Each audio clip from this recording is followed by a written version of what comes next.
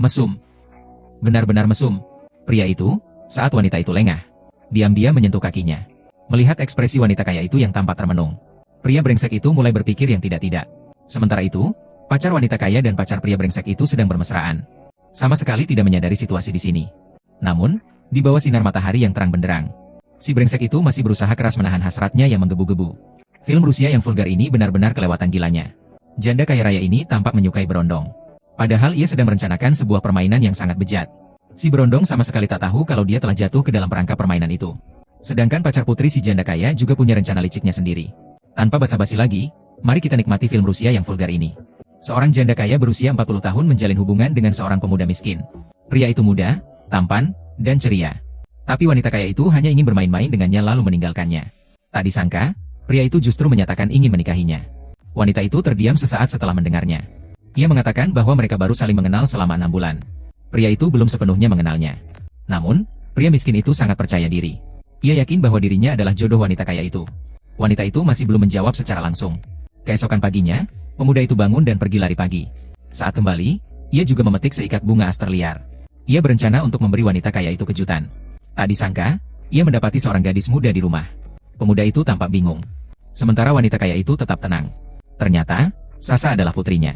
Sejak kematian suaminya, hubungan ibu dan anak ini menjadi sangat tegang. Ibu kaya itu meminta putrinya untuk segera pergi dari sana. Tanpa diduga, Sasha malah balik bertanya, "Apa hak ibu di sini? Ibu tidak akan pernah ke sini. Ini rumahku. Aku akan datang ke sini kapanpun aku mau. Ini juga milikku. Kenapa aku harus pergi sekarang?" Melihat keduanya mulai bersih tegang, Awei segera datang untuk menengahi. Ia bilang villa itu besar, jadi tidak akan terasa sempit jika dihuni oleh 3 orang. Setelah mereka pergi, Sasa diam-diam mencium bunga matahari itu. Tanpa diduga, bunga itu langsung direbut oleh ibunya. Sasa merasa kesal. Sore itu, Awei sedang memperbaiki sepedanya sendirian. Seorang gadis datang menghampirinya. Ia merasa Awei hebat. Jarang ada pemuda yang bisa memperbaiki sepeda zaman sekarang. Pujian bertubi-tubi itu membuat Awei merasa dirinya hebat.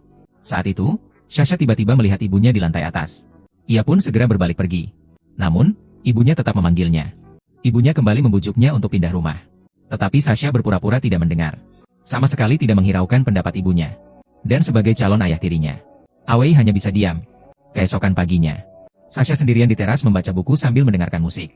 Sambil mendengarkan, ia tertidur. Tiba-tiba Awei keluar dan melihat apa yang terjadi. Awei diam-diam membuka sebotol soda. Hal ini membuat Sasha merasa canggung. "Kau boleh meninggalkannya, aku tak keberatan." Gadis itu tampak bingung. "Maksudku musiknya." Sasha pun tertawa. Tapi saat ini, si wanita kaya sedang menatap mereka dengan tajam. Lalu ia menarik Awei pergi. Sebelum pergi, ia tak lupa mengingatkan Sasha untuk segera meninggalkan villa ini. Sasha menunjukkan ekspresi meremehkan pada perkataan wanita kaya itu. Ia bahkan berpura-pura berjemur.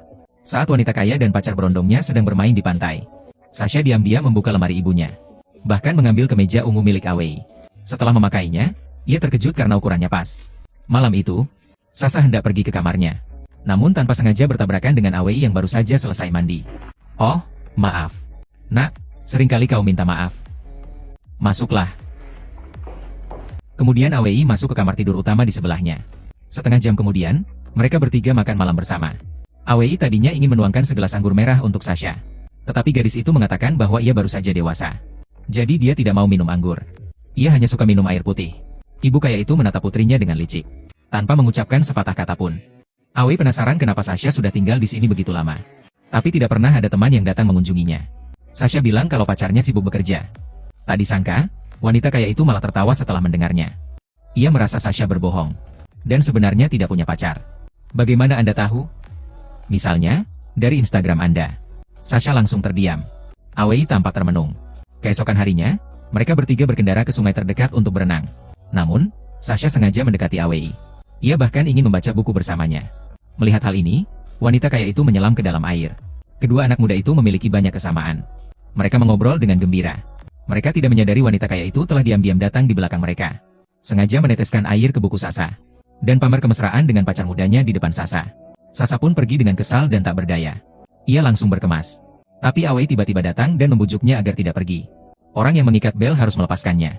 Lagi pula, tidak ada dendam mendalam antara ibu dan anak. Seorang ibu akan selalu menjadi orang yang paling mencintaimu. Kebaikan dan pengertian Awei membuat Sasha merasa tersentuh. Maka ia pun setuju untuk tinggal beberapa hari lagi bersama Awei. Ia akan mencoba memperbaiki hubungannya dengan ibunya. Setelah itu, Awei pun pergi dengan tenang. Namun, Sasha memperlihatkan senyum yang aneh. Malam itu, setelah wanita kaya itu tertidur lelap, Awei mengajak Sasha mengobrol lagi. Dia ingin tahu konflik apa yang sebenarnya terjadi antara ibu dan anak itu. Sasha langsung menceritakan yang sebenarnya. Ayahnya adalah seorang miliarder. Tetapi karena usia tua dan sakit-sakitan, beliau meninggal 3 tahun lalu. Dan dia bukanlah putri kandung wanita kaya itu. Villa ini adalah mas kawin yang ditinggalkan miliarder itu untuk Sasha. Wanita kaya itu tidak terima. Dan bahkan pernah mencoba membunuhnya. Tak disangka, wanita kaya itu ternyata kejam. Awei gemetar setelah mendengarnya. Tanpa diduga, Sasha tertawa lagi. Ia mengatakan bahwa membunuh itu hanya candaan. Wanita kaya itu sebenarnya tidak seburuk itu. Ia hanya iri padanya dan menyewa pacar. Selama tidak membuatnya marah. Untuk sementara Awei masih aman. Tapi ia juga memperingatkan Awei dengan baik. Menjadi wanita kaya tidak sesederhana yang dibayangkan. Pada hari-hari berikutnya, hubungan ibu dan anak itu tampaknya membaik. Ketiganya juga perlahan terbiasa tinggal di bawah satu atap. Mereka bahkan bisa duduk bersama dengan tenang menonton TV. Awei memang pria yang terhormat. Dia hanya akan menunggu sampai wanita kaya itu tertidur. Untuk diam-diam mengedipkan mata pada Sasha. Dan Sasha pun mengerti maksudnya. Zhao Yao mau tidur. Selamat malam. Zhao Yao mau tidur. Selamat malam. Tapi tak disangka-sangka, seorang pria yang datang tak lama kemudian, benar-benar menghancurkan ketenangan keluarga yang susah payah mereka dapatkan. Putri mereka, Sasha, tiba-tiba membawa pulang seorang pria paruh baya. Dan mengatakan bahwa dia adalah pacar barunya. Masih berharap mendapat persetujuan dan restu dari ibunya. Karena pacarnya sedang cuti tahunan. Ia membiarkannya tinggal beberapa hari di rumah mewah itu. Ibunya pun jadi sungkan untuk menolak. Maka, Sasha yang sudah sebulan jadi obat nyamuk. Akhirnya menemukan keseimbangan. Tadinya mereka pikir liburan berempat ini akan menyenangkan. Tak disangka, ini justru awal dari mimpi buruk. Si wanita kaya bermesraan dengan pacar berondongnya seperti biasa. Tapi Akyang bersembunyi di balik jendela dengan gembira. Melihat mereka berjalan ke hutan, Akyang merasa pertunjukan akan segera dimulai. Narasi Yuno. Dan identitas aslinya. Ternyata adalah mantan pacar wanita kaya yang cantik ini. Malam itu, mereka berdua hendak bernostalgia. Narasi Yuno. Kebetulan Awei lewat dan melihat kejadian ini. Narasi Yuno. Namun dia memilih untuk diam. Keesokan harinya, Akyang mengajak Sasha berjalan-jalan. Dia meminta Sasha untuk tidak mempermasalahkan statusnya. Dia bilang dulu wanita kayalah yang memutuskan hubungan dengannya. Sekarang, orang yang paling penting di hatinya adalah Sasha. Tapi Sasha sama sekali tidak percaya. Lalu dia menarik Akyang ke air untuk membuktikannya. Namun, Akyang menolak. Komentator Yuno. Baiklah, kau juga membosankan, komentator Yuchuo. Komentator Yuno. Mungkin ini bukan alasan dia meninggalkanmu? Akyang kesal dan langsung pergi. Gadis itu tertawa. Komentator Yuno. Baiklah, kalau kau tidak mau, kita tidak akan mandi. Tapi pria itu tidak mengatakan yang sebenarnya. Ia masih merasa tidak rela. Sekarang melihat Awei, ia semakin marah. Ia merasa dirinya lebih baik dari pria muda itu dalam segala hal. Keesokan paginya, Sasha sedang sibuk menyiapkan makanan.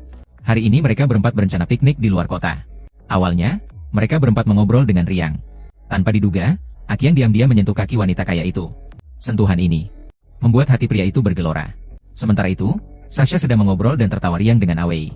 Yu tidak memperhatikan gerakan kecil ini. Untungnya, Akyang menahan diri. Siang bolong bukanlah waktu yang tepat untuk bertindak sembunyi-sembunyi. Agar piknik lebih menyenangkan, si nyonya kaya berinisiatif menawarkan untuk menampilkan pertunjukan. Seiring musik menghentak mulai terdengar, si nyonya kaya mulai menari dengan gemulai. Tarian seksinya yang tak bernama itu tak hanya membuat Akyang mabuk kepayang, tetapi juga membuat Awei bergairah. Ternyata wanita yang seksi dan terbuka memang lebih disukai pria. Tak terasa, waktu makan malam pun tiba. Yuno menjelaskan Akyang malah mabuk dan berterus terang. Yu berkata wanita kaya itu pembohong. Yu salah menjelaskan, memperingatkan Awei agar hati-hati tertipu. Yuno melihat Sasha, ia pun ingin menghentikan Akyang mengatakan yang sebenarnya. Yu salah menjelaskan, tapi pria itu sudah kehilangan kendali. Yuno menjelaskan. Yuno menjelaskan, apa kau mengenalnya? Pernahkah dia menceritakan apapun tentang dirinya? Suasana langsung menjadi lebih canggung setelah komentar Yuchuo. Komentar Yunuo. Kau ingin aku menceritakan tentangnya? Apa yang dia katakan? Si wanita kaya berpura-pura tenang. Menanyakan apa sebenarnya yang ingin dia katakan. Apakah Yunuo ingin balikan dengannya? Akyang terdiam. Wajah Awei penuh dengan pertanyaan. Wanita kaya itu bilang dia mantan pacar Akyong. Tidak ada yang perlu disembunyikan. Nuoji berharap aku mengatakan langsung pada si berondong. Nuoji bilang dulu aku yang mutusin kamu tanpa ampun. Dan sekarang kamu mau balikan. Awei sudah tercengang mendengarnya. Wanita kaya itu melanjutkan. Akyong sebenarnya tukang pukul. Makanya aku langsung memutuskan untuk putus. Saat itu, Awei sudah tidak tahan lagi mendengarnya. Bagaimana bisa ada hubungan segitiga serumit ini? Dia merasa si wanita kaya sedang mencari masalah. Apa dia berharap aku menghajar Akyang sekarang? Awei sama sekali tidak akan setuju. Saat itu, Si wanita kaya berkata dengan bersemangat. Sejujurnya, tanpa kau, kami akan menangani masalah ini dengan serius. Sebelum Awei sempat bereaksi, Akiang sudah berlari menghampirinya. Cepat.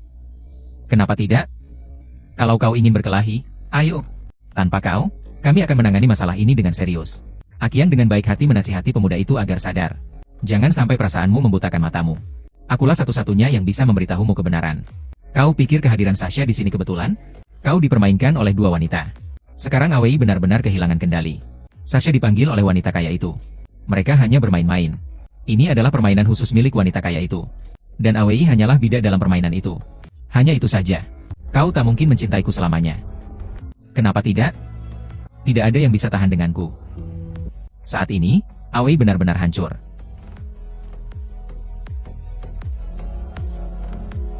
Sasha bersiap untuk memainkan permainan yang lebih seru. Maka, Akiang dipanggil. Saat ini, Sasha akhirnya tak bisa menahan tawanya. Dan ikut bergabung dalam ejekan. Dengan IQ seperti Awei, berani-beraninya dia bicara soal cinta sejati dengan wanita kaya. Kau pantas masuk rumah sakit jiwa. Terima kasih, sobat.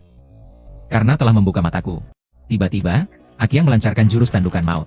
Secara tak terduga, Awei terbentur di bagian belakang kepalanya. Dan langsung tewas. Kedua wanita itu langsung tertegun. Tegang dan tak tahu harus berbuat apa. Setelah tersadar, si wanita kaya menyuruh Sasha untuk segera menelepon polisi dan ambulans. Tanpa diduga, Akiang bangun dan merebut ponselnya. Ia mengatakan kepada mereka untuk tidak melapor ke polisi. Kalau tidak, dia akan dipenjara. Yang harus mereka lakukan sekarang adalah mencari tempat yang aman. Untuk mengubur pemuda malang ini. Sasha ketakutan dan menangis terseduh-seduh. Tidak mau main? Tidak seceria biasanya, ya? Sasha gemetar ketakutan di sampingnya. Si wanita kaya justru tampak tenang. Ia berhasil menarik perhatian Akiang. Dan memberi isyarat pada Sasha untuk menelepon polisi. Sayangnya, Akiang memergokinya. Sasha melarikan diri sekuat tenaga. Pria itu mengejarnya dan hampir menangkap kakinya. Untungnya dia bisa lari cepat dengan sepatu hak tingginya. Tapi Akiang terus mengejarnya tanpa henti. Ia mengejarnya sampai ke lantai 2. Sasha segera berlari masuk ke kamar dan mengunci pintunya. Lalu ia segera menelepon polisi. Saat itu, Akiang dibakar amarah. Ia langsung mendobrak pintu kamar. Dia merebut ponsel Sasha. Namun sedetik kemudian, pria itu berhasil dijatuhkan oleh wanita kaya itu. Tidak lama kemudian, polisi tiba di villa. Kedua wanita itu saling melempar tanggung jawab. Dan menjadikan Akiang sebagai kambing hitam. Untuk mengakhiri kekacauan ini, wanita kaya dan Sasha pun pergi meninggalkan villa. Keduanya menuju rumah mewah lain. Memulai babak baru permainan. Kita agak tersesat. Aku pasti salah jalan. Jadi, apa yang akan kau lakukan sekarang? Aku tahu. Ada rambu penunjuk arah sekitar 5 km dari persimpangan. Aku tahu sebuah rumah di dekat sini. Kita bisa berkumpul di sana. Bagus. Kau setuju? Ayo kita bekerja sama.